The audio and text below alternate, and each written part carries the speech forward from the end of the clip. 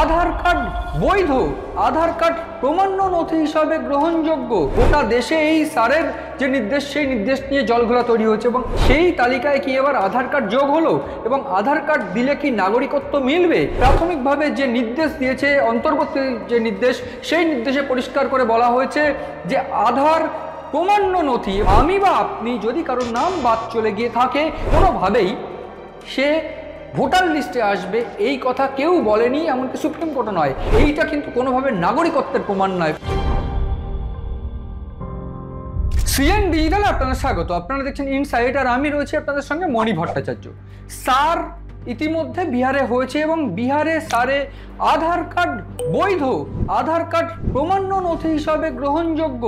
এমনই নির্দেশ দিল সুপ্রিম কোর্ট। এবং সুপ্রিম কোর্টের যে নির্দেশ, অন্তর্বর্তী যে নির্দেশ, সেই নির্দেশে ইতিমধ্যে জলঘোলা তৈরি হয়েছে গোটা রাজ্যে বলা ভালো, এবং গোটা শুধু বিহার নয়, গোটা দেশে এই সারের যে নির্দেশ, সেই নির্দেশ নিয়ে জলঘোলা তৈরি হয়েছে। এবং এই জলঘোলা একেবারে পরিষ্কার করে দেওয়ার জন্য আজ আমার এই অনুষ্ঠান, এবং এই অনুষ্ঠানে আমি বোঝাবো এক্স্যাক্টলি সুপ্রিম কোর্টের তরফ থেকে যে নির্দেশিকা দেওয়া হয়েছে, যে অন্তর্বর্তী নির্দেশিকা দেওয়া হয়েছে, তার অর্থটা কি। আমরা বিহারে দেখেছি স্যার, অর্থাৎ স্পেশাল ইন্টেন্সিভ রিভিশনে 65 লক্ষ ভোটারের নাম বাদ গিয়েছে। এই 65 লক্ষ ভোটারের নাম খসড়া তালিকা থেকে যে বাদ গিয়েছে, সেই খসড়া তালিকা প্রকাশের পর থেকেই একটা চাঞ্চল্য, এক প্রকার গোলযোগ তৈরি হয়ে যায়, এবং সেই গোলযোগ কিন্তু সুপ্রিম কোর্ট অবধি গড়িয়েছিল এর আগেই, অর্থাৎ সার হওয়ার আগেই। সার কতটা বৈধ, নির্বাচন কমিশন সার করতে পারবে কিনা, কতটা এখতিয়ার আছে নির্বাচন কমিশনের, তা নিয়ে কিন্তু সুপ্রিম কোর্টের দ্বারস্থ হয়েছিল বিভিন্ন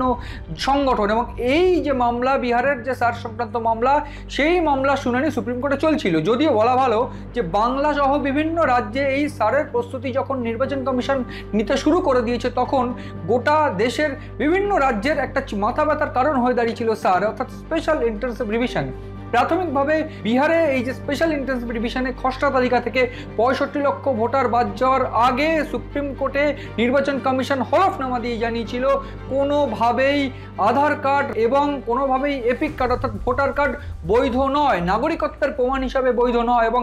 এই যে সারে কোনোভাবেই এই তিনটে গ্রহণযোগ্য নয়। ঠিক সেই ভিত্তিতেই সুপ্রিম কোর্ট শুনানি চালিয়ে যায়, এবং এরপর গত বুধবারের যে শুনানি, সেই শুনানিতেও সুপ্রিম কোর্টের মহামান্য বিচারপতি জয়মাল্য বাগচি পরিষ্কার করে জানিয়েছিলেন যে স্বাভাবিকভাবেই এই আধার বা এই ভোটার কার্ড কোনোভাবেই নাগরিকত্বের কোনো প্রমাণ যেমন নয়, ঠিক সেই রকমভাবেই এই যে তালিকা, 11টি তালিকা আমি এর আগে বলেছিলাম যে সারের জন্য বিহারে 11টি ডকুমেন্টস বা নথির তালিকা দেওয়া হয়েছিল। বয়স ফেরে বা বয়সের ভিত্তিতে বিভিন্ন ক্ষেত্রে কারুর একটা, কারুর দুটো, কারুর তিনটে, প্রয়োজনে তিনটে নথির দরকার হতো এই 11টি তালিকা থেকে। এবং সেই যে তালিকা, সেই তালিকায় কোনোভাবে আধার কার্ড ছিল না, এবং সেই তালিকায় কি এবার আধার কার্ড যোগ হলো এবং আধার কার্ড দিলে কি নাগরিকত্ব মিলবে? এই প্রশ্ন গোটা দেশে এই মুহূর্তে ছেয়ে গিয়েছে। আধার কার্ড দিলে নাগরিকত্ব মিলবে কিনা, বা আধার কার্ড সারে গ্রহণযোগ্য কিনা, ঠিক কতটা গ্রহণযোগ্য, তাতে ভোটার লিস্টে নাম থাকবে কিনা আপনার, সেইটা পরিষ্কার করে বলবো আজ আমি। উত্তর প্রাথমিকভাবে এখনো না। তার কারণ সুপ্রিম কোর্ট প্রাথমিকভাবে যে নির্দেশ দিয়েছে, অন্তর্বর্তী যে নির্দেশ, সেই নির্দেশে পরিষ্কার করে বলা হয়েছে যে আধার প্রমাণ্য নথি, এবং কোন ক্ষেত্রে প্রমাণ্য নথি, বিহারে 65 লক্ষ খসড়া তালিকা থেকে বাদ গিয়েছে, তারা জানে না কোন ক্ষেত্রে কেন তাদের নাম বাদ গিয়েছে, এবং এই 65 লক্ষ ভোটারের নাম আগামী 19 তারিখের মধ্যে, অর্থাৎ মঙ্গলবারের মধ্যে, যেমন ইলেকশন কমিশনের তরফ থেকে ওয়েবসাইটে আপলোড করার কথা বলা হয়েছে, ঠিক সেই রকমভাবেই যদি কেউ কোনো সমস্যায় পড়ে বা পুনর আবেদন করতে পারে বা করতে চায় বা পুনর্বিবেচনা করে আবেদন করতে চায়, সেক্ষেত্রে আবেদনের সঙ্গে, সেক্ষেত্রে আমি আবার বলতে চাইবো, সেক্ষেত্রে আবেদনপত্রের সঙ্গে আধার কার্ড বা বাসস্থান বা পরিচয়পত্র হিসাবে আধার কার্ড বা এপিক কার্ড, অর্থাৎ ভোটার কার্ড জমা দিতে পারবে। কিন্তু তার মানে কিন্তু কোনোভাবেই এইটা নয় যে সে ভোটার তালিকায় থাকছে। সেই ভোটার তালিকায় থাকা কিংবা না থাকা সবটাই কমিশনের উপরে। এখানে আমি একটু বলতে চাইবো, কমিশন একটা স্বাধীন সংস্থা, কোনোভাবেই সুপ্রিম কোর্ট তাকে ডিরেকশন দিতে পারবে না, যদিও সাজেশন দিতে পারবে। এবং নির্দেশিকায়, অর্থাৎ সুপ্রিম কোর্টের যে নির্দেশিকা, সুপ্রিম কোর্টের যে অর্ডার, সেই অর্ডারে পরিষ্কার করে বলা হয়েছে যে সুপ্রিম কোর্ট সাজেস্ট করেছে আধার কার্ডকে প্রমাণ্য নথি হিসাবে রাখার জন্য, অর্থাৎ আবেদনপত্রের সঙ্গে প্রমাণ্য নথি হিসাবে রাখার জন্য, এবং সেইটা কিন্তু সুপ্রিম কোর্ট মেনে নিয়েছে। এবং সুপ্রিম কোর্ট নয় কেবল, সেটা কিন্তু নির্বাচন কমিশন মেনে নিচ্ছে। অর্থাৎ নির্বাচন কমিশন এর আগে জানিয়েছিল যে যে কেউ আবেদন করতে চায় সেক্ষেত্রে ওই 11টা নথি থেকে কোনো নথি দিতে হবে, কিন্তু এক্ষেত্রে আধার কার্ড থাকলেই সে আবেদন করতে পারবে, কিন্তু কোনোভাবেই সে ভোটার লিস্টে আসবে এই কথা কেউ বলেনি, এমনকি সুপ্রিম কোর্টও নয়। এক্ষেত্রে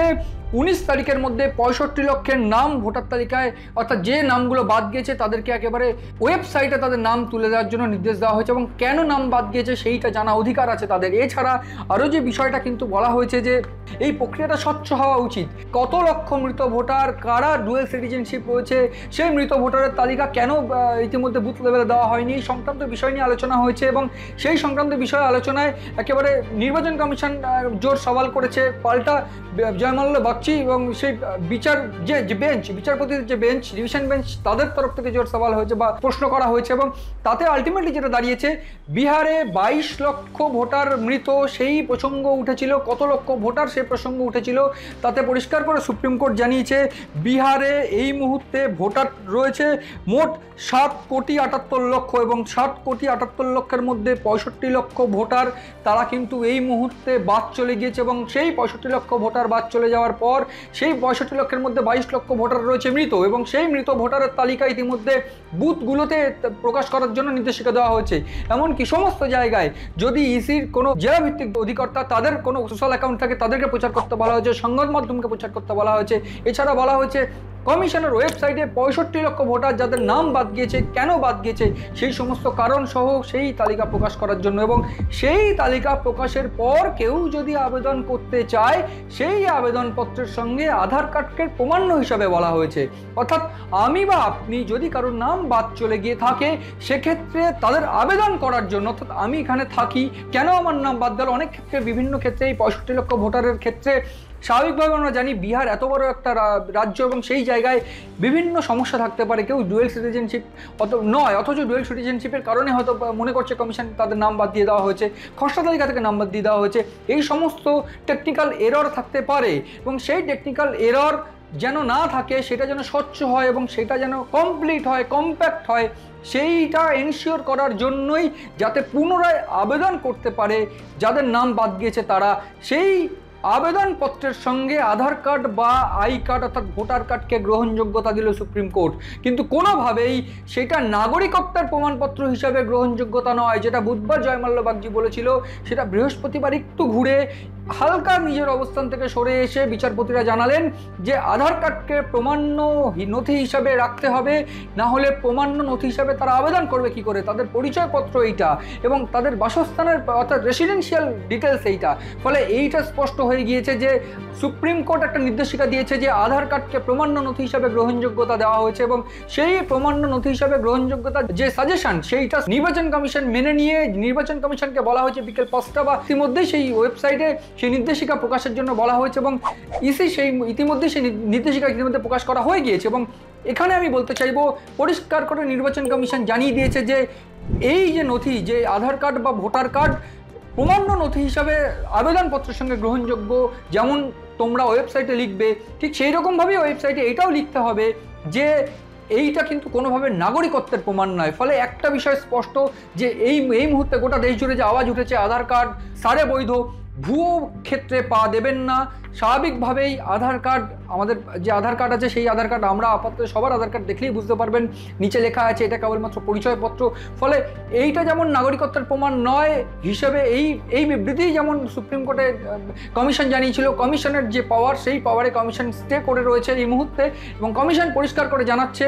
যে আবেদনপত্রের সঙ্গে আধার কার্ড অর্থাৎ যে পুনর্বিবেচনা, যে যাদের নাম বাদ গিয়েছে তাদের ক্ষেত্রে পুনর্বিবেচনা করার জন্য আধার কার্ড বা ভোটার কার্ড গ্রহণযোগ্যতা থাকলেও সেক্ষেত্রে ওই 11টা নথির মধ্যে থেকে কোনো একটা নথি প্রয়োজন তাদের ভোটার লিস্টে নাম রাখার জন্য।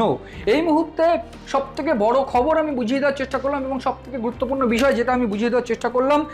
যেটা আধার কার্ড কোনোভাবেই কিন্তু নাগরিকত্বের প্রমাণ হিসাবে বলেনি সুপ্রিম কোর্ট, কোনোভাবে নির্বাচন কমিশনে বলেনি, এবং নির্বাচন কমিশন যে নির্দেশিকা দিচ্ছে বা নির্বাচন কমিশনের তরফ থেকে যে বার্তা সেটাতে স্পষ্ট যে আধার কার্ড কিন্তু কেবলমাত্র প্রমাণ্য নথি হিসাবে অর্থাৎ কোনোভাবে আবেদনপত্রের সঙ্গে প্রমাণ্য নথি হিসাবে নিজের পরিচয়পত্রের নথি হিসাবে গ্রহণযোগ্য। এই গোটা ঘটনায় নজর রয়েছে আমাদের, নজর রাখুন আপনারাও সিএন ডিজিটালের পাতায়।